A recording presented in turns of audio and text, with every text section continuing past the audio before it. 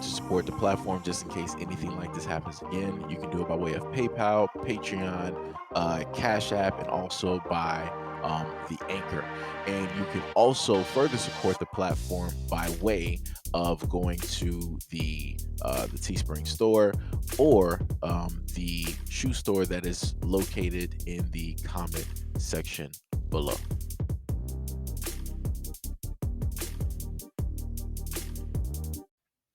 So this is something that I've brought up a multitude of times. I think what was the dude's name? Like Chris White. He was one of the other ones that pretty much did the exact same thing. Isn't it always interesting how whenever it's one of their own, they decide to show this picture of, oh, the family is smiling. We look great together. Everything looks happy. We're hunky dory. Everything is completely fine and dandy. But they never happen to get a picture of the individual who caused the incident, just them by themselves. They never try to go find a picture where the person was looking ominous, was, looking like they were just up to no good, where it just looked like this person was, up, some nefarious things were afoot. You just couldn't point your finger to it, but some nefarious things were afoot. Ain't it interesting how that always happens? How it is that they always want to make the majority their own people. They want to make them empathetic and sympathetic to what it is that the perpetrator specifically did by trying to make them, in a sense, see themselves within them. Gotta love America. The family of 8 were found unalived inside a rural home in Enoch City on Wednesday night during a welfare check at the property. Police say the victims included the man's wife, his 5 children, and his mother-in-law. City manager Rob Dotson said the town of about 8,000 people was in shock. At a news conference on Thursday, city officials said 42-year-old insurance salesman Michael Haight had unalived his wife, 40-year-old Tasha, his 78-year-old mother-in-law Gail Earl, and his 5 children before he unalived himself. The 5 children, who were not named, include 3 girls, 17, 12, and 7, and 2 boys, 7 and 4. Enoch City manager Rob Dodson said their bodies had been discovered by police at around 16 on Wednesday after someone reported that the wife had missed a scheduled appointment, prompting a welfare check on the family's home. Mr. Dodson said each of the victims appeared to have sustained baneful injuries. Officials also confirmed that the wife had filed for divorce on the 21st of December. Tasha was the most kind and generous person, and she never ever said anything ill about anyone. Tina Brown, a friend of the family, she would give the shirt off of her back for anyone, and she served people tirelessly. City officials, including Mayor Jeffrey Chestnut, appeared emotional as they provided their latest update to media. It's not too often something like this hits very close to home, Mr. Chestnut said, adding that the Haight family had been his neighbors. The youngest children played in my yard with my sons, he said. Enoch City is a small agricultural town in the southwestern part of the state, about 245 miles south of Salt Lake City. The 5 children attended 4 schools across the Iron County School District, which released a statement expressing its sorrow. The school district has since mobilized a crisis response team and made counselors and therapists available. Condolences to the kids.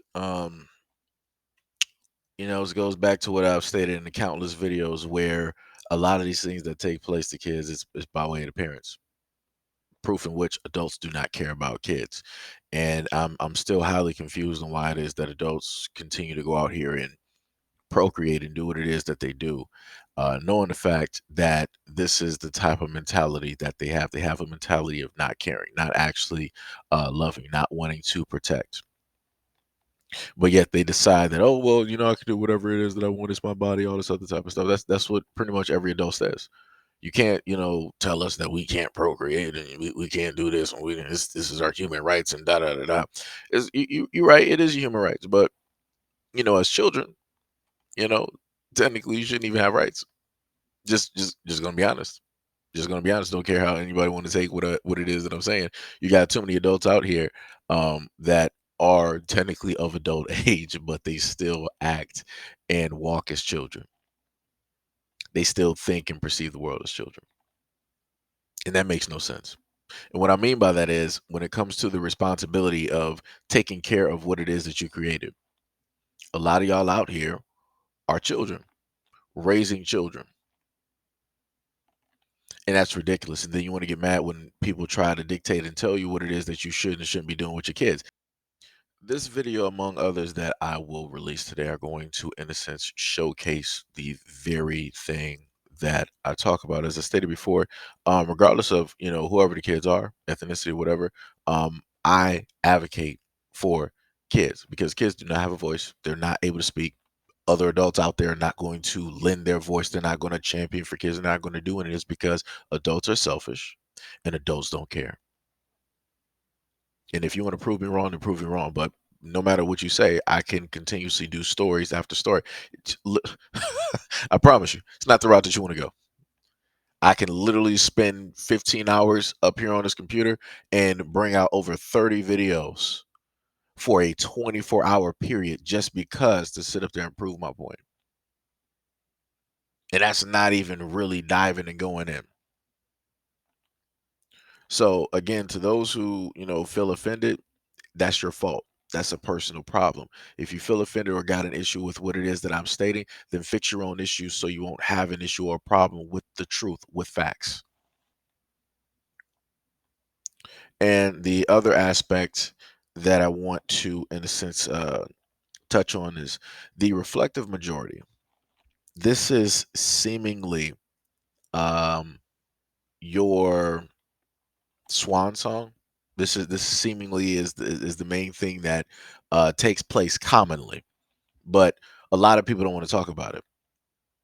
People want to deflect and talk about the black community this, black community that, black community this, but nobody really wants to start to have a conversation on how it is that these things continuously happen in the reflective majority community.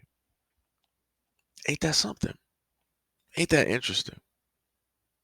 Isn't it funny how you don't really hear a lot of stats referring or talking about this, but they can give you stats on the black community and what it is that black people are doing, should and shouldn't be doing, how they handle and shouldn't handle things.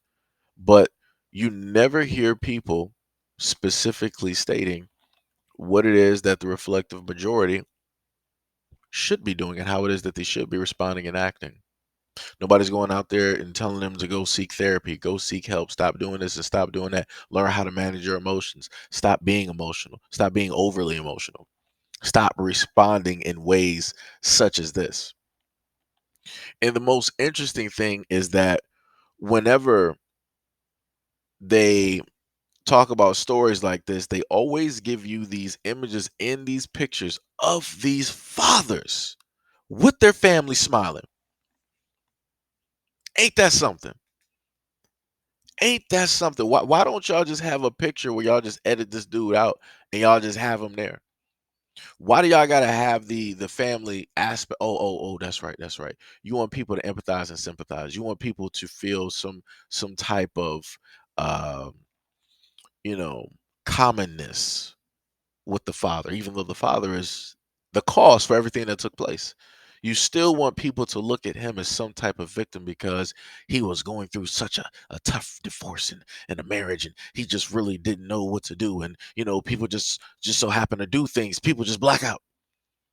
And this is when you start seeing in the comment section on, other pages where people are like, oh, well, I'm not saying it's right, but I understand, it's a human emotion and some people are scared and they're in fear and they don't know specifically what it is that they're going to do. I wouldn't necessarily say that I would do the same thing, but there's been times in life that I've blacked out and not remembered or understood what it is that I've done. How do you black out? Last time I checked, when you, in a sense, black out, you are just on the floor, like you're out. Night night. That's it. It's almost as if you were in a 12 round heavyweight fight and somebody just caught you, just with the right, uppercut or the right body blow, and you were just, out. But now the meaning to, blacked out is completely different. Now it just means like, yeah, I was in my anger and my emotions and I just, blacked out and, stuff took place. No, that's what Bruce Banner and the Incredible Hulk do. That's basically what happens when you have two personalities or a multitude of personalities inside of one mind. It sounds like you need some serious therapy and you might need to be on some medications. If that is the case, you don't need to be in a relationship or marriage. You don't need to have kids. You don't need to be around anybody if that is the case. But when you tell people that, people look at you like you crazy. But that is a fact, though. If you can't understand or know what it is. If you're telling me that you don't have full control over yourself at a certain point in time and it just randomly happens, or certain things transpire where this happens and it didn't just happen once, but it happened a multitude of times, there's a problem there. People should automatically be looking at you shifty eyed and strange. People should automatically be giving you the side eye. But yet here we are. So again, for anybody who, in a sense has an issue with any of the things that I say directly in my content, you might want to actually check yourself at the doorstep before you come into my house. Because I promise you, your feelings are going to be hurt. You are going to be made, no matter who you are, you are going to be made to be uncomfortable, because a lot of these stories are uncomfortable. But this is the world that we live in. So